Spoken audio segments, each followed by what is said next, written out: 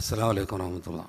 إن الحمد لله نحمده ونستعينه ونؤمن به ونتوكل عليه ونعوذ بالله من شرور أنفسنا ومن سيئات أعمالنا من يهده الله فلا مضل له ومن يضلل فلا هادي له وأشهد أن لا إله إلا الله وأشهد أن محمدا عبده ورسوله. يا أيها الذين آمنوا اتقوا الله حق تقاته ولا تموتن إلا وأنتم مسلمون.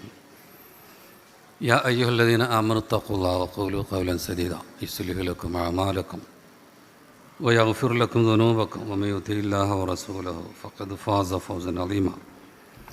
أما بعد فإن خير الحديث كتاب الله وخير الهدي هدي محمد صلى الله عليه وسلم وشر الأمور محدثاتها وكل محدثة بدعة وكل بدعة ضلالة وكل ضلالة في النار. أعوذ بالله من الشيطان الرجيم. قل لا يستوي الخبيث والطيب ولو أعجبك كثرة الخبيث فاتقوا الله يا أولي الألباب لعلكم تفلحون.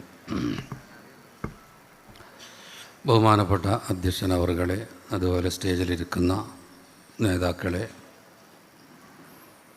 സദസ്സിലുള്ള കാരണവന്മാരെ, സഹോദരന്മാരെ, സഹോദരിമാരെ,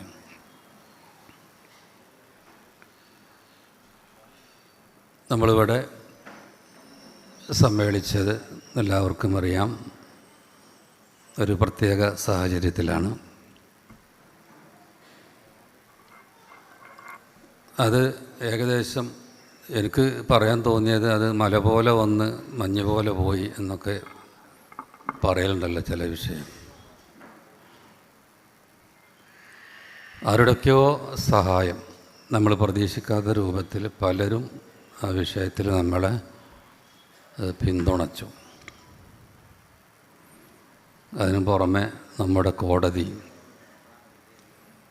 പലപ്പോഴും പാവങ്ങൾക്ക്, മർദ്ദിതരായ ആൾക്കാർക്ക് ഒരു അത്താണിയാവലുണ്ട് എന്നൊക്കെ പറയലുണ്ടല്ലോ. അപ്പോൾ പല വഴിയിലും സഹായം ലഭിച്ച് വളരെ പെട്ടെന്ന് തന്നെ അത് ആ പ്രശ്നം അവസാനിച്ചതുപോലെ ആ കാര്യം നമുക്കൊക്കെ അറിയാം. പക്ഷെ എത്ര അവസാനിച്ചാലും ഇത് നമ്മെ സംബന്ധിച്ചിടത്തോളം നമുക്ക് ചില തിരിച്ചറിവുകൾ നൽകുന്നുണ്ട്. മുസ്ലിങ്ങൾ പ്രത്യേകിച്ചൊരു വീണ്ടും വിചാരത്തിനൊക്കെ ഇത്തരം സംഭവങ്ങൾ കാരണമാക്കണം എന്നാണ് ഇതിൽ നിന്നൊക്കെ നമുക്ക് മനസ്സിലാക്കാവുന്നത്. എന്ന് പറഞ്ഞാൽ ഇത് വെച്ചിട്ട് നമുക്കിപ്പോൾ കുറേ കാര്യങ്ങൾ ചർച്ച ചെയ്യാനുള്ളൊരവസരം, ഒരു വാതിൽ അള്ളാഹു നമ്മുടെ മുമ്പിൽ തുറന്നു തന്നിരിക്കുകയാണ്. തിന്മകൾക്കെതിരെ പോരാടുന്നവരാണ് നമ്മൾ. പക്ഷേ ഇത്തരം ഒരു സന്ദർഭം കിട്ടുമ്പോൾ സമൂഹത്തിലുള്ള ഒട്ടേറെ തിന്മകളെപ്പറ്റി ബോധ്യപ്പെടുത്താനൊക്കെയുള്ള ഒരവസരമാണ്. പണ്ട് മുതലേ ഈ പരിഷ്കർത്താക്കൾ ചെയ്തത്. ഒരു നമ്മൾ അറബിയിൽ ഇസ്ലാഹി പ്രവർത്തകർ എന്ന് പറയും. ഇസ്ലാഹ് എന്ന് പറഞ്ഞാൽ പരിഷ്കരണം വരുത്തുക, നന്നാക്കി തീർക്കുക എന്നൊക്കെയാണല്ലോ. അപ്പോൾ നമ്മുടെ പ്രവർത്തനം തന്നെ ഇസ്ലാഹാണ്. നമ്മളെപ്പറ്റി അങ്ങനെയാണ് നബി സല്ലല്ലാഹു അലൈഹി വസല്ലം പറഞ്ഞിട്ടുള്ളത്. ജനങ്ങൾ ദീനിൽ നിന്ന് തെറ്റും തിന്മകളിലൂടെ സഞ്ചരിക്കും.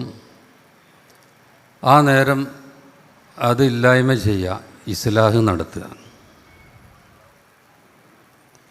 ആ രൂപത്തിൽ ഇസ്ലാഹ് നടത്തുന്ന ഒരു വിഭാഗം ഖിയാമത്ത് നാൾ വരെ ഉണ്ടാകും എന്ന് നബി സല്ലല്ലാഹു അലൈഹി വസല്ലം നമ്മോട് പറഞ്ഞിട്ടുണ്ട്. ഫതൂബാലിൽ ഖുറബ അല്ലദീന യുസ്ലിഹൂന മാ അഫ്സദന്നാസ്. ജനങ്ങൾ ഫസാദിലാക്കിയതൊക്കെ നന്നാക്കി തീർക്കുന്നവർ, അത് ഏത് കാലത്തുണ്ടാകും. അമ്പിയാക്കളുടെ പിൻതലമുറക്കാർ അവരുടെ അതേ കാര്യം ചെയ്ത് മുന്നോട്ട് പോകുന്ന ഒരു വിഭാഗം ഖിയാമത്ത് നാൾ വരെ ഉണ്ടാകും. അവരെ പറ്റി ലാ യദുർറുഹും മൻ ഖദലഹും, അവരാര് കൈവിട്ടതോ അതൊന്നും അവർക്ക് വിഷയമല്ല. ചിലപ്പോൾ ചിലർ നമ്മൾ സഹായിക്കുമെന്ന് വിചാരിച്ചവർ തന്നെ അവർ കൈവടിയും. നമ്മൾ സഹായിക്കില്ല എന്ന് വിചാരിച്ചവർ പിന്നെ ചിലപ്പം കൈവടിയും. എന്തായാലും അതൊന്നും അവർക്ക് വിഷയമല്ല. അവരുടെ കണ്ണ്, അവരുടെ മനസ്സ് സത്യത്തിലേക്ക് മാത്രമേ ഇരിക്കും. അത് നോക്കി ഇങ്ങനെ ജീവിക്കും അവർ. അതാണ് ഈ മുസ്ലിഹീകരുടെ ഗുണമായി, സവിശേഷതയായി നബി സല്ലല്ലാഹു അലൈഹി വസല്ലം നമ്മെ അറിയിച്ചിട്ടുള്ളത്. ഈ ലോകത്ത് ഒരുപാട് അമ്പിയാക്കൾ വന്നിട്ടുണ്ട്. പക്ഷെ എന്തിനാണ് ഇത്രയേറെ അമ്പിയാക്കൾ വന്നത്? ലോകത്തിനൊരു നബി തന്നെ പോരെ, അതനുസരിച്ച് ജീവിച്ചാൽ പോരെ? അങ്ങനെ ജീവിക്കൂല ആൾക്കാർ. ആ പ്രവാചകൻ്റെ അധ്യാപനത്തിൽ നിന്ന് മാറി ജീവിക്കും. ആ പ്രവാചകൻ്റെ കാലം കഴിഞ്ഞാൽ പിന്നെ ജനങ്ങൾ അതിൽ നിന്നിങ്ങനെ തെറ്റും. അപ്പോൾ പിന്നെ വേറൊരു നബിനെ പറഞ്ഞേക്കും. എന്നിട്ട് അള്ളാഹുവിൻ്റെ ദീനിലേക്ക്, അല്ലെങ്കിൽ സത്യത്തിലേക്ക് ജനങ്ങളെ ക്ഷണിക്കാൻ വേണ്ടി ലോകത്ത് പ്രവാചകന്മാരെ അടിക്കടി അള്ളാഹ് പറഞ്ഞയച്ചിട്ടുണ്ട്. അതിലെ അന്ത്യദൂതനാണ് മുഹമ്മദ് മുസ്തഫ സല്ലല്ലാഹു അലൈഹി വസല്ലം. അതിനുശേഷം ഇനി വേറെ നബി വരില്ല. എന്നാൽ ആ റസൂൽ തിരുമേനിൻ്റെ ആ അധ്യാപനം അതങ്ങനെ തന്നെ ജീവിതത്തിൽ പകർത്തി ഖിയാമത്ത് നാൾ വരെ ജീവിക്കുന്നവരുണ്ടാകും. അവരുടെ പണി അമ്പിയാക്കളുടെ ദൗത്യമാണ്. അവരുടെ പണി അവരേതൊന്നിലേക്കാണോ ക്ഷണിച്ചത് അതിലേക്ക്. അപ്പോൾ എപ്പോൾ ജനങ്ങൾ തെറ്റുമ്പോഴും അവരുടെ ആ ശുദ്ധ ആദർശത്തിലേക്ക്, റബ്ബ് നൽകിയ ആ സന്ദേശത്തിലേക്ക് അവരെന്ത് ചെയ്യും? ജനങ്ങളെങ്ങനെ വിളിച്ചുകൊണ്ടിരിക്കും. നബി സല്ലല്ലാഹു അലൈഹി വസല്ലം പറഞ്ഞിട്ടുണ്ട്, ഈ ഉമ്മത്തിലും അങ്ങനെ വരും. അതിനാണ് മുസ്ലിങ്ങളും ചിന്തിക്കണം എന്ന് പറയാൻ കാരണം. ഈ ഉമ്മത്തിലും സത്യത്തിൽ നിന്ന് വ്യതിചലിക്കുന്നൊരവസ്ഥ വരും എന്ന് പറഞ്ഞിട്ടുണ്ട്. അതൊക്കെ അങ്ങനെ തന്നെ വന്നിട്ടുണ്ട്. എല്ലാവരും വിശുദ്ധ ഖുർആൻ തിരുസുന്നത്തിൻ്റെ ആദർശം അനുസരിച്ച് ജീവിക്കുകയാണെങ്കിൽ ഇങ്ങനെ ഒട്ടേറെ കക്ഷികളൊന്നും ഉണ്ടാവില്ലല്ലോ. ഒരുപാട് കക്ഷികൾ വരും എന്ന് അവിടുന്ന് പറഞ്ഞതാണ്. അതിനാദ്യം ഖദരികൾ വന്നു. ഖദരികൾ അപ്പോഴും നബി സല്ലല്ലാഹു അലൈഹി വസല്ലം പറഞ്ഞല്ലോ, ഇസ്ലാഹ് നടത്തുന്നവർ അവിടെ വന്നു. അവർക്കെതിരെ സംസാരിച്ചു. സ്വർഗത്തിൽ പോകണമെങ്കിൽ ഇസ്ലാമിൽ പറഞ്ഞ ഖളാ ഖദർ എങ്ങനെയാണ് അങ്ങനെ തന്നെ വിശ്വസിക്കണം. എങ്ങനെയാണ് ഖുർആൻ പരിചയപ്പെടുത്തിയത്, എങ്ങനെയാണ് ഹദീസിലുള്ളത്, അങ്ങനെ തന്നെ വിശ്വസിക്കണം. അതുകൊണ്ട് അത് സഹാബിയുടെ കാലത്തായിരുന്നു അങ്ങനെ കക്ഷി വന്ന് ഖളാ ഖദറൊന്നുമില്ല, അള്ളാഹ് അങ്ങനെ വിധിച്ചു എന്നൊന്നും പറയാൻ പറ്റൂല എന്നൊക്കെ പറഞ്ഞൊരു കൂട്ടർ വന്നു. പക്ഷെ അവർക്കെതിരെ ശക്തമായി അന്ന് ജീവിച്ചിരിക്കുന്ന സഹാബികൾ ഇടപെട്ടു. അതിൽപ്പെട്ട ഒരു സഹാബി മഹാനായ ഇബ്നു ഉമർ റളിയല്ലാഹു അൻഹു പറഞ്ഞത്, അള്ളാഹുവാണ് സത്യം, അവരിൽ ഒരുത്തൻ ഉഹുദ് മലയോളം സ്വർണം ചെലവഴിച്ചാലും അള്ളാഹു അത് സ്വീകരിക്കൂല, ഖളാ ഖദറിൽ വിശ്വസിക്കുന്നത് വരെ. അപ്പം അത്ര ശക്തമായി തിന്മകൾക്കെതിരെ പ്രതികരിക്കുകയാണ്. കാരണം ശുദ്ധമായ ആശയത്തിനെതിരെ വരുമ്പോൾ അതിൻ്റെ ശരി പറഞ്ഞു കൊടുക്കുകയാണ് ഇവർ. മറ്റൊരു കൂട്ടർ, അതിര് കവിഞ്ഞൊരു കൂട്ടരുണ്ട്, ഖവാരിജികൾ. പലരും വഞ്ചിതരായി. കാരണം അവർ രാത്രി മുഴുവൻ നിസ്കരിക്കുകയാണ്. രാത്രി കിടന്നുറങ്ങാതെ നിസ്കരിക്കുമ്പോൾ സാധാരണക്കാരെന്തായാലും അതിൽ പെടും. ഇവർ നല്ലവരാണ്, കാരണം അതല്ലെങ്കിൽ ഇത്ര ഉറക്കം ഒഴിച്ച് നിസ്കരിക്കുമോ. അതുപോലെ പകൽ മുഴുവനും നോമ്പെടുക്കുക. ഇത് കാണുമ്പം കൃത്യമായി അള്ളാഹിൻ്റെ സന്ദേശത്തെപ്പറ്റി ബോധ്യമില്ലാത്തവർ വഞ്ചിതരാകും. ഇവരൊക്കെ മോശമാണ്, പിന്നെ ആരാ മോശമല്ലാത്തതെന്നൊക്കെ പറയും. പക്ഷെ അത്തരക്കാർ നബി സല്ലല്ലാഹു അലൈഹി വസല്ലം തന്നെ പറഞ്ഞത് അവർ മതത്തിൽ നിന്ന് പുറത്തു പോയവരാണെന്ന്. കാരണം ഇസ്ലാം പഠിപ്പിച്ച അതിലല്ല അവർ നിൽക്കണം, അവർ അതിര് കവിഞ്ഞവരാണ്. അപ്പോൾ ചിലർ അതിര് കവിഞ്ഞിട്ടാണ് രംഗത്ത് വരിക. വേറെ ചിലരോ ഇസ്ലാമിൻ്റേതെന്ന് കട്ടും മുറിച്ച് ഒഴിവാക്കിയിട്ട് അങ്ങനെ രംഗത്ത് വരും. ഇസ്ലാമിൻ്റെ പ്രമാണങ്ങളൊക്കെ ഉൾക്കൊള്ളാൻ പറ്റാത്തവരുണ്ടാവും. ചില പ്രമാണങ്ങൾ കാണുമ്പോൾ വിശുദ്ധ ഖുർആനാണെങ്കിൽ അതൊന്ന് നിഷേധിക്കാൻ പറ്റാത്തത് കൊണ്ട് അതിന് ദുർവ്യാഖ്യാനം നടത്തും. ഹദീസാണെങ്കിൽ അവരെന്ത് ചെയ്യും? അത് തള്ളും. വേറെ പല കാരണങ്ങളും പറയും. ഹദീസിനെ തള്ളാൻ പല കാരണങ്ങളുമാണ് പലരും പറയണത്. ബുദ്ധിക്കെതിരാണ് പറയും, അല്ലെങ്കിൽ ഖുർആനെതിരാന്ന് പറയും, അല്ലെങ്കിൽ ചരിത്രത്തിനെതിരാണ്, വെറുതെ അവരാണ് പറയും. ഏതായാലും ശരി, ഇങ്ങനെ അവനവൻ്റെ ബുദ്ധി വലിയ സംഭവമായി അവതരിപ്പിച്ചിട്ട് അതിനെതിരെ പ്രമാണങ്ങൾ വന്നിട്ടുണ്ടെന്ന് പറഞ്ഞിട്ട് അവരുടെ മുൻഗാമികൾ മുഅ്തസില എന്ന വിഭാഗമാണ്. മുഅ്തസില. ഇനി വേറൊരു കൂട്ടർ നോക്കിങ്ങൾ, ഈ ഷിയാക്കൾ എന്നൊരു കൂട്ടർ, അവരെ സംബന്ധിച്ചിടത്തോളം അവർ വേറെ ഒരു തരം അതിര് കവിയൽ. ഇസ്ലാമിൻ്റെ അടിത്തറയിലാണ് അവരതിര് കവിഞ്ഞു പോയി. അപ്പോഴൊക്കെ ഈ ഇസ്ലാഹിൻ്റെ പ്രവർത്തകർക്ക് പണി എന്താ, ഇതിനെതിരെ എങ്ങനെ, അതല്ല, ഇസ്ലാമിൻ്റെ സന്ദേശം ഇങ്ങനെയാണ്. അപ്പോൾ അവരെന്ത് ചെയ്തു, വ്യക്തികൾക്ക് അപ്രമാദിത്വം കൽപ്പിച്ചു. അലി ബിൻ അബി താലിബിനെ അദ്ദേഹത്തിന് ഇസ്ലാം കൊടുത്ത സ്ഥാനത്തിൻ്റെ അപ്പുറത്തേക്ക് വെച്ചിട്ട് അദ്ദേഹം തന്നെയാണ് അള്ളാഹു എന്നൊക്കെ പറയുന്നിടത്തേക്ക് എത്തി. മറഞ്ഞ രൂപത്തിൽ ഉപകാര ഉപദ്രവമൊക്കെ ചെയ്യാൻ അദ്ദേഹത്തിന് കഴിയും എന്നൊക്കെ അലി ബിൻ അബി താലിബിനെ പറ്റി വിശ്വസിക്കാൻ തുടങ്ങി. അതുപോലെ അദ്ദേഹത്തിൻ്റെ മക്കളായ ഹസൻ, ഹുസൈൻ, അതുപോലെ അലി ബിൻ അബി താലിബിൻ്റെ ഭാര്യ നബി സല്ലല്ലാഹു അലൈഹി വസല്ലമയുടെ മകൾ ഫാത്തിമ ബീവി. അപ്പോൾ ഇവരുടെയൊക്കെ അവരെ സ്നേഹിക്കുക എന്ന് പറഞ്ഞിട്ട് അവരുടെ പേരിൽ അവരുടെ ഖബറുകൾ കെട്ടിപ്പൊക്കി. അങ്ങനെ ചരിത്രത്തിൽ, ഇസ്ലാമിക ചരിത്രത്തിൽ ആദ്യമായി ഖബറുകൾ പൊങ്ങുന്നത് ആ കാലം മുതലാണ്. അതിൻ്റെ മുമ്പൊന്നും അങ്ങനെയല്ല, ഒരു ചാണ് ഉയർത്തിയാൽ മതി നബി സല്ലല്ലാഹു അലൈഹി വസല്ലം പറഞ്ഞതാണ്. പക്ഷേ ഇവരെന്ത് ചെയ്തു, അതൊക്കെ ഉയർത്തി അവിടെ നമ്മൾ ഇടപെട്ടു. ഇത് ഇസ്ലാഹി പ്രവർത്തകർ ഇടപെട്ടു. പണ്ടേ ഉമർ ഖത്താബിൻ്റെ കാലത്ത് അദ്ദേഹം ഇടപെട്ടൊരു സംഭവമുണ്ട്. എന്താണെന്നറിയോ, പേർഷ്യയിൽ, റോമിലൊക്കെ സൈന്യങ്ങൾ ഇസ്ലാമിൻ്റെ ദഅവത്തുമായി പോകുമ്പോൾ അവിടെ നിന്ന് ഒരു സഹാബി ഇവരറിയിച്ചു, ഇവിടെ ഒരു മയ്യത്ത് കിട്ടിയിട്ടുണ്ട്. മുമ്പ് മരിച്ചു പോയ ഒരാളാണ്, പക്ഷെ ജീർണിച്ചിട്ടില്ല. അപ്പോൾ ഒരു മുമ്പ് മരിച്ചു പോയൊരു പ്രവാചകൻ്റെ, ദാനിയാൽ പ്രവാചകൻ, അദ്ദേഹത്തിൻ്റെ മയ്യത്താവും എന്ന് വിചാരിച്ചു. അവർ ഏകദേശം തീരുമാനത്തിലെത്തി. അപ്പോൾ ഉമർ ഖത്താബ് വിവരം കൊടുത്ത് എന്താ കാണിക്കേണ്ടത്, ഇങ്ങനെ ഒരു എന്നോ മരിച്ചു പോയൊരു മൃതശരീരം ഇവിടെ കിട്ടിയിട്ടുണ്ട്. ഉമർ ഖത്താബ് പറഞ്ഞു, നിങ്ങൾ നട്ടപ്പാതിരക്ക് അകലങ്ങളിലായി ഒരു 10-13 ഖബർ കുഴിക്കുക, എന്നിട്ട് അതിലൊന്ന് മറവ് ചെയ്യുക, ഒന്നിൽ ബാക്കിയെല്ലാം മൂടുക, ജനങ്ങൾക്ക് അറിയരുത് ഇത് ആരുടെ ഖബറാണ്. കാരണം അങ്ങനെ അറിഞ്ഞാൽ പിന്നെ അത് ഇബാദത്തുള്ളൊരു കേന്ദ്രമാക്കും. അപ്പോൾ അവരുടെ മനസ്സ് അത്രയായിരുന്നു. പിന്നെ ഖബറുമായി ബന്ധപ്പെട്ട് ഒരുപാട് ശിർക്കൻ വിശ്വാസങ്ങൾ വരുന്നുണ്ട്. അതുകൊണ്ട് അതില്ലായ്മ ചെയ്യുക. അതൊക്കെയാണ് ഇസ്ലാഹ് എന്ന് പറയണം. ഇസ്ലാഹ് അദ്ദേഹത്തെപ്പറ്റി തന്നെ പറയപ്പെടുന്നൊരു കഥ ഉണ്ട്. എന്താണത്? ഹുദൈബിയ സന്ധി നടന്നത് ഒരു മരത്തിൻ്റെ ചുവട്ടിലായിരുന്നു. ആ മരത്തെപ്പറ്റി വിശുദ്ധ ഖുർആനൊക്കെ പറഞ്ഞിട്ടുണ്ട്. ലഖദ് റളിയല്ലാഹു അനിൽ മുഅ്മിനീന, ഇത് ബാസഫ് അല്ല, ലഖദ് റളിയല്ലാഹു അനിൽ മുഅ്മിനീന ഇത് യുബായൂനക തഹ്ത ശജറ. ആ മരത്തിൻ്റെ ചുവട്ടിൽ വെച്ച് താങ്കൾക്ക് ബൈഅത്ത് ചെയ്ത ആ സഹാബികൾ അന്ന് തൃപ്തിപ്പെട്ടിരിക്കുന്നു. അപ്പോൾ പിൽക്കാലത്ത് ചിലപ്പോൾ ജനങ്ങൾ വിചാരിക്കുക, എന്ത് ഈ മരത്തിന് എന്തോ പ്രത്യേകത ഉണ്ട്, അങ്ങനെ മരത്തിന് ഈ ഭാഗത്ത് കൊടുക്കുന്ന അവസ്ഥ വരും, മരത്തെ ആരാധിക്കുന്ന പ്രശ്നം വരും. അപ്പോൾ അവരിടപെട്ട് ആ മരം പിഴുതെറിഞ്ഞു, മുറിച്ച് കളഞ്ഞു എന്നൊക്കെ ചരിത്രത്തിൽ കാണാൻ കഴിയും നമുക്ക്. അപ്പോൾ വിശ്വാസ വൈകല്യങ്ങൾ എവിടെയൊക്കെ വരുന്ന അതൊക്കെ പ്രത്യേകം നോട്ട് ചെയ്തിട്ട് അതില്ലായ്മ ചെയ്യാനുള്ള പണി, അതാണ് നബി തിരുമേനി പറഞ്ഞത്. ബദൽ ഇസ്ലാം വരീബൻ വസയഊദു ഖമാ ബദ. ഇസ്ലാം അപരിചിതൻ്റെ അവസ്ഥയിലാണ് വന്നത്, അതങ്ങനെ തന്നെ വരും. പിന്നെ ഇസ്ലാമിനെ അറിയാത്തവർ, ഇസ്ലാമിൻ്റെ ആദർശത്തിൽ നിന്ന് മാറി പേരിൽ മുസ്ലിങ്ങളാണെങ്കിലും എന്താണ് അതിൻ്റെ ആദർശം എന്നറിയാതെ ഇങ്ങനെ പോകുന്നൊരവസ്ഥയൊക്കെ വരും എന്ന് അവിടുന്ന് നമ്മോട് പറഞ്ഞിട്ടുണ്ട്. ആ സമയം തൂബാലിൽ ഉറബാക്കൾക്ക് മംഗളം, അല്ലെങ്കിൽ അവർക്ക് സ്വർഗമുണ്ട്. എന്താ അവർ ചെയ്യുക? അല്ലതിന് യുസ്ലിഹൂന ഇതാ ഫസദന്ന, ജനങ്ങൾ കേടുവന്നതൊക്കെ അവരിങ്ങനെ നന്നാക്കും, ശുദ്ധമായ ദീനിലേക്ക് ഇങ്ങനെ തിരിച്ചു കൊണ്ടുപോകും. അപ്പോൾ ഇങ്ങനെ സമൂഹത്തിലുള്ള തിന്മകളൊക്കെ നമ്മൾ അതിനെതിരെ പോരാടലുണ്ട്.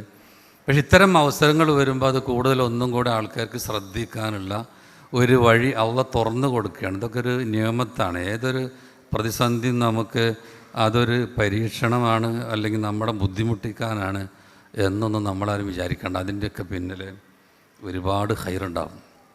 ഞാൻ രണ്ടാമത്തെ ഒരു പാഠം എന്ന നിലയ്ക്ക് ഞാൻ പറയുന്നത്, വിശുദ്ധ ഖുർആൻ പറഞ്ഞ ഖുൽ ലാ യസ്തവിൽ ഖബീസു വത്വയ്യിബ്, പറയുക പ്രവാചകർ, നല്ലതും ചീത്തയും സമമാവുകയില്ല. വലോ ആജബക്ക കസ്റത്തുൽ ഖബീസ്, തിന്മയുടെ ആധിക്യം താങ്കളെ അത്ഭുതപ്പെടുത്തിയാലും ശരി. ഫത്തഖുല്ലാ യാ ഉലിൽ അൽബാബ്, അതുകൊണ്ട് അള്ളാഹുവിനെ സൂക്ഷിക്കുക ബുദ്ധിയുള്ളവരെ. ലഅല്ലക്കും തുഫ്ലിഹൂൻ, നിങ്ങൾ വിജയിക്കും. അപ്പോൾ അവിടെ നല്ലതും ചീത്തയും സമാവൂല. വലോ ആജബക്ക കസ്റത്തുൽ ഖബീസ്, തിന്മയുടെ ആധിക്യം താങ്കൾ അത്ഭുതപ്പെടുത്തിയാലും. അപ്പോൾ തിന്മ കൂലം കുത്തി ഒഴുകിയാലും ജനങ്ങളൊക്കെ അതുതന്നെയാണ് നന്മ എന്ന് വിചാരിക്കുന്ന അവസ്ഥ വന്നാലും, കാരണം തിന്മ ചെയ്യുന്നു, വീണ്ടും ചെയ്യുന്നു, പിന്നെയും തിന്മ ചെയ്യുന്നു, അങ്ങനെ നിരന്തരമായി തിന്മകൾ ചെയ്യുമ്പോൾ പിന്നെ അവസാനം അതിനോട് മാനസികമായ ഒരു യോജിപ്പ് വരും. തുടക്കത്തിലൊക്കെ തിന്മ ചെയ്യുമ്പോൾ ഒരു പേടിക്കലും വിറക്കലൊക്കെ ഉള്ളവരും അതിങ്ങനെ ആവർത്തിച്ച് ഇങ്ങനെ ചെയ്യും. അല്ല, ആ തിന്മയ്ക്ക് വേണ്ടി നിരന്തരമായ മുറവിളികൾ കൂട്ടുമ്പോൾ ചിലപ്പോൾ ജനങ്ങളൊക്കെ തെറ്റിദ്ധരിക്കും, അത് നന്മയാണെന്ന് തെറ്റിദ്ധരിക്കും. അങ്ങനെ കുറേ തിന്മകൾ സമൂഹത്തിലുണ്ട്. അതൊക്കെ നമ്മൾ എതിർത്ത ആൾക്കാർ അതൊക്കെ തെറ്റാണോ, ഇവരേത് കാലത്തിലേക്കാണ് ക്ഷണിക്കുന്നത് എന്നൊക്കെ ചോദിക്കും. വാസ്തവത്തിൽ തിന്മ, ഇസ്ലാം പറഞ്ഞ തിന്മ തന്നെയാണ്. ഇപ്പം പറയും സാധാ ഉദാഹരണം, ഇപ്പം നമ്മൾ ഈ മനുഷ്യന്മാർ അവരുടെ സമയം കളയുന്ന പിന്നെ മ്യൂസിക്, സിനിമകൾ, അങ്ങനെ തുടങ്ങിയ പല വിഷയമുണ്ടല്ലോ.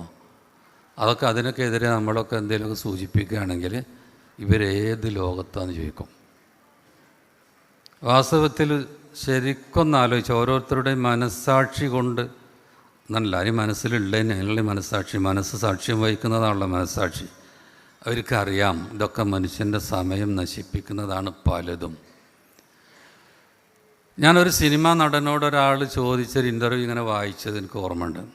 ഒരു കാര്യപ്പെട്ടൊരു സിനിമാ നടൻ നമ്മുടെ മലയാളത്തിൽ, അദ്ദേഹത്തോട് ഒരാൾ ചോദിക്കുകയാണ്, നിങ്ങളുടെ സിനിമയെ പറ്റി ദൃശ്യമദ്യം എന്ന് പറഞ്ഞല്ലോ, അത് ശരിയാണോ? നിങ്ങൾ തന്നെ വലിയ നടൻ, എന്നിട്ട് അതിനെപ്പറ്റി ദൃശ്യമദ്യം എന്ന് നിങ്ങൾ പറഞ്ഞല്ലോ, അതെന്താ അങ്ങനെ പറഞ്ഞത്? കാരണം മദ്യം എന്ന് പറഞ്ഞാൽ നമുക്കറിയാം ഇതിൻ്റെ ദുരന്തം, ലഹരി. അത് സാമ്പത്തിക നഷ്ടമാണ്, സമൂഹത്തിന് നഷ്ടമാണ്, കുടുംബത്തിന് നഷ്ടമാണ്. ഒരു മദ്യപാനി വീട്ടിലുണ്ടെങ്കിൽ അവിടെ ഒരു ക്യാൻസർ രോഗി ഉണ്ടാകുന്നതിനേക്കാൾ വലിയ മഹാ അപകടമാണ്. ഏത് വേറെ രോഗമുണ്ടെങ്കിൽ അതിനേക്കാൾ വലിയ, കാരണം ആ വീട്ടിൽ പേടിച്ചിട്ട് അവൻ്റെ ജീവിതം, കുടുംബത്തിന് പ്രശ്നം, ഭാര്യയ്ക്ക് പ്രശ്നം, എല്ലാം. പിന്നെ അവൻ്റെ പ്രശ്നം, അവൻ്റെ ബുദ്ധി പ്രശ്നം, അവൻ്റെ സമ്പത്തിൻ്റെ പ്രശ്നം, സമൂഹത്തിന് പ്രശ്നം പലതും ഉണ്ടല്ലോ. പിന്നെ അവനത് ഒഴിവാക്കാൻ പറ്റാത്തത്, അത് കിട്ടിയിട്ടില്ലെങ്കിൽ അവൻ അക്രമാസക്തമാകുന്നത്, പല അപകടങ്ങളുണ്ട്. അപ്പോൾ അങ്ങനെ ഉള്ളതെന്നാണ് ഇപ്പോൾ സിനിമയെപ്പറ്റി ദൃശ്യമദ്യം എന്ന് നിങ്ങളെന്താ പറഞ്ഞത്? നമ്മൾ പറഞ്ഞാൽ ഒരു സിനിമ നടൻ തന്നെ പറയണം.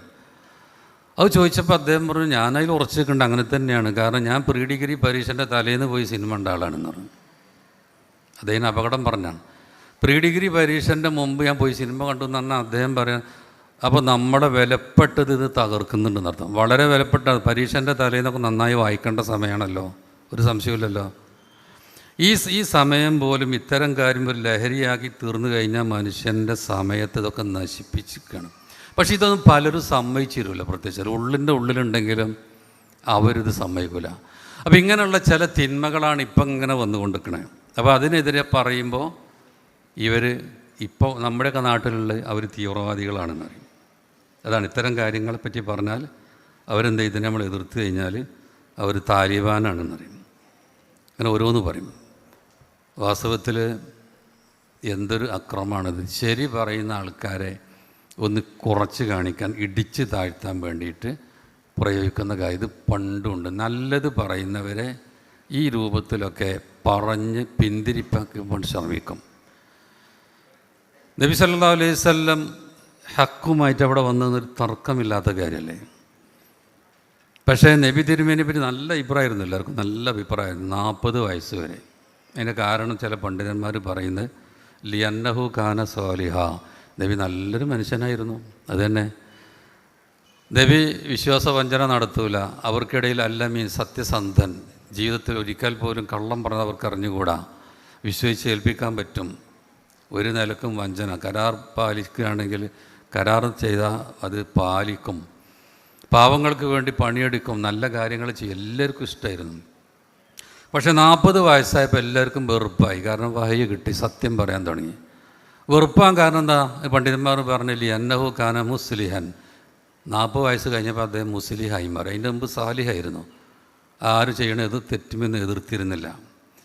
പക്ഷെ പിന്നെ 40 വയസ്സ് കഴിഞ്ഞപ്പോൾ അള്ളൊരു പണി ഏൽപ്പിച്ചു. ഖും ഫഅൻദിർ, എഴുന്നേൽക്കുക, താക്കീത് ചെയ്യുക നരകത്തെപ്പറ്റി. അതുകൊണ്ട് തന്നെ അവരുടെ ജീവിതത്തിൽ വന്ന തിന്മ അവരോടുള്ള സ്നേഹം കൊണ്ടാണ് അതിനെ എതിർക്കുന്നത്. നിങ്ങൾ ഈ രൂപത്തിൽ പോയാൽ നരകത്ത് പോകും, സ്നേഹം കൊണ്ടാണിത്. ഇത് തീവ്രവാദമല്ലത്. മനുഷ്യരോടുള്ള അങ്ങേയറ്റത്തെ സ്നേഹം കൊണ്ട് മനുഷ്യർ നരകത്ത് പോകരുത്, അവർ സ്വർഗത്തിലെത്തണം. അതിന് ഇസ്ലാമിൻ്റെ ആ സുന്ദരമായ ആ ആദർശം അവർ സ്വീകരിക്കണം എന്ന് പഠിപ്പിക്കാനുള്ള ചെയ്യണത്. പക്ഷെ ആ നിമിഷം മുതൽ അവർ ശത്രുക്കളായി. നല്ലവരെ സമൂഹം പിന്നെ ഏറ്റവും മോശമായിട്ടാണ് കാണുക. ഈ സമയം സമൂഹം ഒന്നും നമ്മൾ പറയുന്നത് കേൾക്കുന്നില്ലല്ലോ എന്ന് വിചാരിച്ചിട്ട് നമ്മൾ മടുപ്പ് കാണിക്കാൻ പറ്റില്ല. അതാണ് കൊല്ലാ യസ്തവിൽ ഹബീസ് വത്തൊയ്, നല്ലതും ചീത്തയും സമാവൂല. വലോ ആജബൊക്കെ കസറത്തുൽ ഹബീസ്, തിന്മയുടെ ആധിക്യം താങ്കൾ അത്ഭുതപ്പെടുത്തിയാലും. ലോകം മുഴുവനും തിന്മയുമായി പോകും. തിന്മയുടെ ഒരു കൂലം കുത്തി ഒഴുക്ക് തന്നെയാണ്. അപ്പോൾ നമ്മൾ അതിനോട് ഒപ്പിച്ചു പോകല്ല. കൂടെ കൂടാൻ എളുപ്പമാണ്, കൂടെ കൂടല്ല വേണ്ടേ. അതുകൊണ്ടാണ് മഹാനായ ഇബ്നു മസ്ഊദ് ഒരിക്കൽ അംറു ഇബ്നു മൈമുൻ എന്ന താബിയോട് പറഞ്ഞു, അൽ ജമാ സ്വർഗത്ത് പോകുന്ന ടീമിനെ പറ്റി പറഞ്ഞ എന്താണ് അൽ ജമാ? അത് മാ വാഫഖൽ ഹക്ക്, സത്യത്തോട് യോജിച്ചത്. വലോ കുൻത വാഹിദക, അപ്പോൾ ഒരു കാലത്ത് നീ ഒറ്റയ്ക്കേ ഉള്ളൂ നിൽക്കുക, ലോകം മുഴുവനും സത്യത്തിന് എതിരാൻ നോക്കുക, നീ മാത്രമേ ഉള്ളൂ നിൽക്കുക. എന്നാൽ നീയാണ് അൽ ജമാഅത്ത്. അപ്പോൾ നമ്മൾ എന്ത് ചെയ്യണം? ഹക്ക് എന്താണെന്ന് മനസ്സിലാക്കിയിട്ട് അവിടെ തന്നെ നിൽക്കണം. അതിനെതിരെ പല രൂപത്തിലുള്ള ആരോപണങ്ങളും വരും. ലോകത്തിലെ ഏറ്റവും ഷറഫുള്ള വ്യക്തിയാണ് മുഹമ്മദ് മുസ്തഫ സല്ലല്ലാഹു അലൈഹി വസല്ലം. നബിനെ പറ്റി എന്താ പറഞ്ഞത്? മജ്നൂൻ, ഭ്രാന്തൻ എന്ന് പറഞ്ഞു. ആ നബിയെ പറ്റി എന്താ പറഞ്ഞത്? സാഹിർ, മന്ത്രവാദി എന്ന് പറഞ്ഞു. ആ റസൂൽ തിരുമേനിയെ പറ്റി അവരെന്താ പറഞ്ഞത്? ഷായർ, അദ്ദേഹം കവിയാണ്. പല രൂപത്തിൽ അദ്ദേഹത്തെ ഇടിച്ച് താഴ്ത്താൻ വേണ്ടി ശ്രമിച്ചു. പക്ഷേ ഇവരുടെ ആരോപണങ്ങളും ഇവർ വിശ്വസിക്കാത്ത പ്രശ്നമൊക്കെ എടുത്തിട്ട് നബി സല്ലല്ലാഹു അലൈഹി വസല്ലം നിർത്തി വെക്കൂല. എന്താണ് ഹക്ക് എന്ന് മനസ്സിലാക്കിയിട്ട് അവിടെ നിൽക്കുക, എന്നിട്ട് ഒഴുക്കിനെതിരെ നീന്തുക എന്നുള്ളത്. ഒഴുക്കിനെതിരെ നീന്തുക. എന്നാൽ ലോകം മുഴുവൻ എതിരായാലും അങ്ങനെയാണ്, ലോകം മുഴുവൻ എതിരായാലും വിജയിക്കും. അത് വിജയിക്കും. നമ്മൾ നമ്മുടെ സ്റ്റാൻഡിൽ സത്യം എന്താ മനസ്സിലാക്കി അതിൽ നിന്നാൽ പിന്നെ പ്രതിസന്ധി ആവില്ല, പ്രശ്നമാവില്ല, പേടിക്കേണ്ട. ആ സഹായം എങ്ങനെയാണ് വരിക എന്നറിയാം. ഇപ്പം തന്നെ ഇത് കണ്ടില്ല നിങ്ങൾ, ഇപ്പോൾ ഈ പറഞ്ഞ വിഷയം നമ്മൾ എന്തിനാണ് അവിടെ കൂടി? നമ്മൾ പ്രതീക്ഷിക്കാത്ത രൂപത്തിലുള്ള സഹായങ്ങളാണ് വന്നുകൊണ്ടുവന്നത്. പല രാഷ്ട്രീയ നേതാക്കൾ ഇതിനെതിരെ പ്രതികരിച്ചു. അവസാനം നമ്മുടെ കോടതി അതിലിടപെട്ടു. എങ്ങനെ സഹായം വരുമെന്ന് അറിഞ്ഞൂടാ. അത് മുസ്ലിങ്ങൾ വഴി തന്നെ ആയിക്കൊള്ളുന്നില്ല. മക്കയിൽ കഷ്ടപ്പെടുന്ന മുസ്ലിങ്ങളോട് നബി പറഞ്ഞു നജ്ജാഷി രാജാവിൻ്റെ അടുത്ത് പോകണമെന്നാണ്. അദ്ദേഹം ഒരു ക്രിസ്ത്യാനിയായിരുന്നു.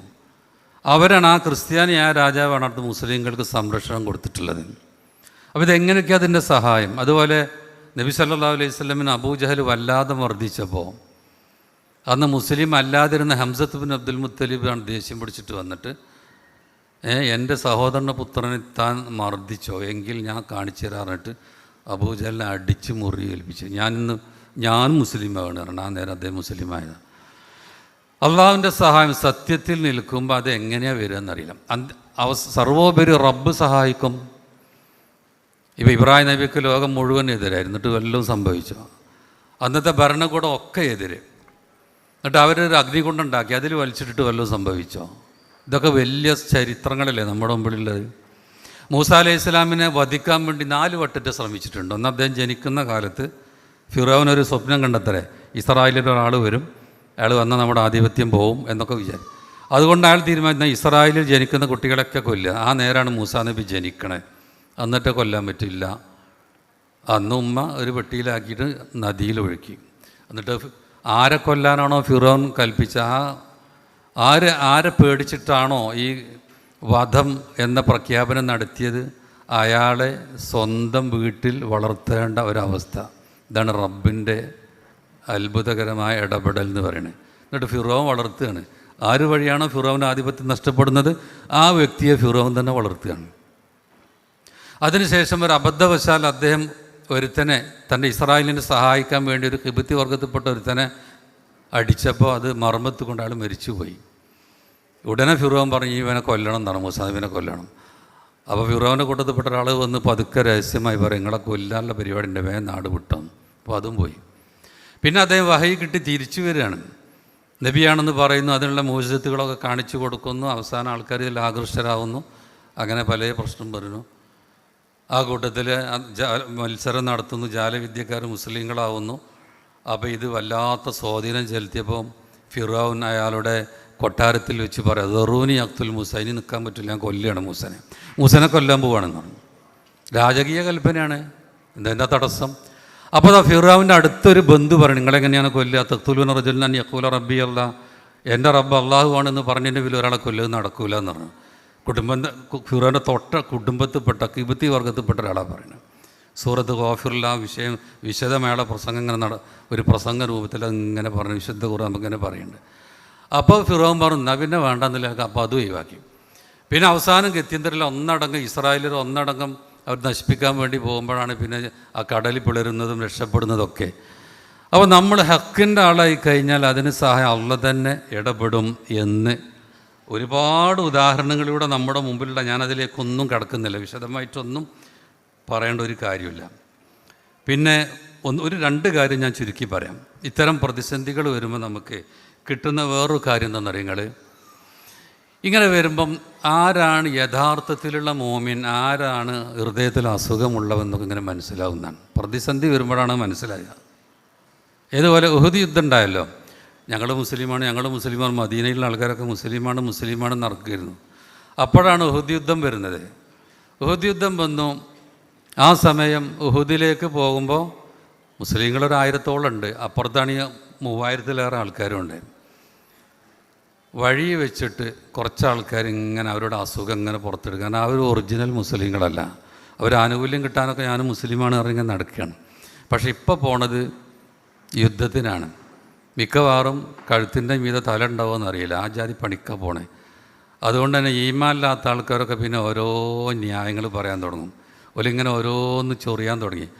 നമുക്ക് യുദ്ധം ശരിയാവില്ല, മുഹമ്മദ് നബി നമ്മളെ അഭിപ്രായം പരിഗണിച്ചില്ല, ചെറുപ്പക്കാരെ അഭിപ്രായം പരിഗണിച്ചത്, അതൊന്നല്ല അവർ ഒറിജിനൽ കാരണം. അവർക്ക് യുദ്ധത്തിന് പോകാനാവില്ല, അവരുടെ മനസ്സിൽ ഈമാനുമില്ല. അപ്പോൾ ഈ സമയത്ത് അവരെന്ത് ചെയ്യും, അബ്ദുല്ലാഹിബിൻ ഉബൈബിൻ സുലൂൽ ഈ കുത്തിത്തിരിപ്പുണ്ടാക്കിയിട്ട് 300 ആൾക്കാരെ കണ്ട് പിന്തിരിപ്പിച്ചു. പിന്നെ ബാക്കിയുള്ളവരെ യുദ്ധത്തിന് പോണത്. ഈ പ്രതിസന്ധി വരുമ്പോഴാണ് ഒറിജിനൽ ഈമാനുള്ളവരും അല്ലാത്തവരും, സത്യത്തെ ആര് സഹായിക്കുന്നു, സത്യത്തെ ആര് എതിർക്കുന്നു, ആർക്കാണ് സത്യത്തിനോട് താല്പര്യം ഇല്ലായ്മ ആര്, അതുപോലെ ഭൗതിക താല്പര്യത്തിന് വേണ്ടി സത്യത്തെ ആരാണ് ബലി കഴിക്കുന്നത്, ഇതൊക്കെ നമുക്ക് പ്രതിസന്ധിൻ്റെ സമയത്താണ് മനസ്സിലാകുക. ആരാണ് കൂടെ നിൽക്കുക, ആരാണ് ഇല്ലാതെ നിൽക്കുക. ഈ നേരമൊക്കെ നമ്മൾ ഉഹുദ് യുദ്ധത്തിൽ 700 ആൾക്കാർ നബിയുടെ കൂടെ തന്നെ നിന്നല്ല, അങ്ങനെയാണ് നമ്മൾ നിൽക്കേണ്ടത്. ഏത് പ്രതിസന്ധി വന്നാലും അല്ലദീന കാലലഹും മുന്നാസ് ഇന്നന്നാസൊക്കെ അത് ജമാവൂലക്കും. ഉഹുദ് യുദ്ധം കഴിഞ്ഞ് പരിക്ക് പറ്റി പല ആൾക്കാരും കയ്യും കാലൊക്കെ ഒടിഞ്ഞിട്ടുണ്ട്, വാൾ രക്തത്തിൽ കുളിച്ചിരിക്കുകയാണ്, അത് കഴുകിയിട്ടില്ല. അപ്പോഴാണ് അവരൊരു വാർത്ത കേൾക്കുന്നത്, മക്കയിലെ മുശ്രിക്കുകൾ വീണ്ടും തിരിച്ചു വരുന്നു. അവർ മദീനനെ ആക്രമിക്കുക എന്നുള്ള ലക്ഷ്യത്തിലാണ് വന്നിരുന്നത്, ലക്ഷ്യം നേടിയിട്ടില്ല. പിന്നെ ഇസ്ലാമിൻ്റെ പ്രധാനികൾ മുഹമ്മദ് മുസ്തഫ സല്ലല്ലാഹു അലൈഹി വസല്ലം, അബൂർ സിദ്ദീഖ്, ഉമർ ഖത്താബ് അവരൊക്കെ കൊല്ലണമെന്ന് വിചാരിച്ച് വന്നതാണ്. അതൊന്നും നടന്നിട്ടില്ല, നമ്മൾ ലക്ഷ്യം നേടിയിട്ടില്ല. അതുകൊണ്ട് എന്ത് പണി നമ്മൾ ചെയ്യും, നമ്മൾ തിരിച്ചു പോകാം എന്ന് പറഞ്ഞു. അവരുന്നാ ആ വിവരം മുസ്ലിങ്ങളുടെ അടുത്തെത്തി. മുസ്ലിങ്ങളോട് ചിലർ പറഞ്ഞു അവർ വീണ്ടും വരുന്നുണ്ട്. അപ്പം മുസ്ലിങ്ങൾ പേടിക്കല്ലേ ചെയ്ത്, അവരെന്താ പറഞ്ഞു, ഹസ്ബുൻ അല്ലാഹ്, ഞങ്ങൾക്ക് അള്ളാഹു മതിയും. ഫസാദഹും ഈമാൻ, അവർക്കത് ഈമാൻ വർദ്ധിപ്പിക്കുക ചെയ്ത്. പ്രതിസന്ധികൾ സത്യവിശ്വാസികൾക്ക് ഈമാൻ വർദ്ധിപ്പിക്കുമെങ്കിൽ പ്രതിസന്ധികൾ ഹൃദയത്തിൽ രോഗമുള്ളവരുടെ രോഗം മുസ്ലിങ്ങൾക്ക് തിരിച്ചു കൊടുക്കുന്ന, ആരാണ് നിങ്ങളെ കൂട്ടത്തിൽ നല്ലവർ, ആരാണ് നിങ്ങളെ കൂട്ടത്തിൽ സത്യത്തോട് താല്പര്യമില്ലാത്തവർ എന്നത് ശരിക്ക് പറഞ്ഞു കൊടുക്കും. യാതൊരു സംശയമില്ല, തിരിച്ചറിവാണത്. ഒരു ഹക്കിൻ്റെ വിഷയത്തിൽ ഒരു നല്ല കാര്യത്തിന് ഒരു വ്യക്തി നിലകൊള്ളുമ്പോൾ അതിന് സപ്പോർട്ട് ചെയ്യുന്നതിന് പകരം അയാൾക്കെതിരെ രംഗത്ത് വരിക എന്നെങ്കിൽ ഭൗതിക താല്പര്യമായിരിക്കും. അല്ലെങ്കിൽ ഞാൻ പറഞ്ഞല്ലോ, ഞാൻ നേരത്തെ പറഞ്ഞ മുഅ്തസില, വേറുള്ള പല വിധത്തിൻ്റെ കക്ഷികളുണ്ടല്ലോ, ഇസ്ലാമിൻ്റെ ചില വിഷയങ്ങളിൽ അവർക്ക് താല്പര്യം ഉണ്ടാവില്ല. അവരും ആ വിലക്കപ്പെട്ട തിന്മകളൊക്കെ വായിക്കോട്ടെ എന്ന് വിചാരിക്കുന്ന ആൾക്കാരായിരിക്കും. അത്തരം ആൾക്കാരെയൊക്കെ നമുക്ക് തിരിച്ചറിയാനും പറ്റും. മനസ്സിലായില്ലേ? അപ്പോൾ ഇവിടെയൊക്കെ നമ്മൾ എപ്പോഴും സത്യത്തിൻ്റെ ആളെ അതിൽ ഉറച്ചു നിൽക്കാൻ വേണ്ടി ദുആ ചെയ്യണം, പ്രാർത്ഥിക്കണം എന്നാണ് എനിക്ക് പറയാനുള്ളത്. മരിക്കുന്നത് വരെ അന്ത്യദൂതൻ പോലും പ്രാർത്ഥിച്ചിരുന്ന പ്രാർത്ഥന, വർദ്ധിപ്പിച്ചിരുന്ന പ്രാർത്ഥന, അല്ലാഹുമ്മ യാ മുഖല്ലിബൽ ഖുലൂബ് സബ്ബിത്ത് ഖൽബി അലാ ദീനിക്. ഹൃദയങ്ങളെ അങ്ങോട്ടും ഇങ്ങോട്ടും മറിക്കുന്ന അള്ളാഹുവേ, നിൻ്റെ ദീനിൽ എൻ്റെ ഹൃദയത്തെ നീ ഉറപ്പിച്ച് നിർത്തണമേ. മരിക്കുന്നത് വരെ ഈ ദീനിൽ നിൽക്കണം. അങ്ങനെ നിന്നാൽ നമുക്ക് ഇവിടെ ഒന്നും നഷ്ടപ്പെടാറില്ല, ലാഭം മാത്രമേ ഉള്ളൂ. പ്രതിസന്ധികൾ മുഴുവനും നമ്മുടെ ജീവിതത്തെ സ്ഫുടം ചെയ്യാനാണ്, നമ്മളങ്ങനെ ശുദ്ധീകരിച്ചെടുക്കാനാണ്. നമുക്ക് വരുന്ന ഏത് പ്രതിസന്ധികളും നമ്മുടെ ജീവിതത്തിൽ നിന്ന് വന്ന തിന്മകൾ ഇല്ലായ്മ ചെയ്യാനാണ്. നാളെ പരലോകത്ത് നമുക്ക് പ്രതിഫലം കിട്ടാനാണ്. അതുകൊണ്ടാണ് നബി സല്ലല്ലാഹു അലൈഹി വസല്ലം പറഞ്ഞു, ഇന്ന അശദ്ദന്നാസി ബലാൻ അൽ അംബിയ, ലോകത്തെ ഏറ്റവും കൂടുതൽ പരീക്ഷണങ്ങൾ അമ്പിയാക്കൾക്കാണ് ഉണ്ടാവുക. എന്തെല്ലാം പരീക്ഷണങ്ങൾ, വലിയ വലിയ ഇതാ കൂട്ടത്തിലൊന്നുമില്ല. ഞാൻ തുടക്കം പറഞ്ഞ മല പോലെ വന്ന് മഞ്ഞ് പോലെ പോയാറിന് മാതിരിയുള്ളൂ. അഹ്മദ് ബിൻ ഹംബൽ എത്ര കാലം മർദ്ദിക്കപ്പെട്ടു, അവസാനം വിജയം ഉണ്ടായില്ലേ?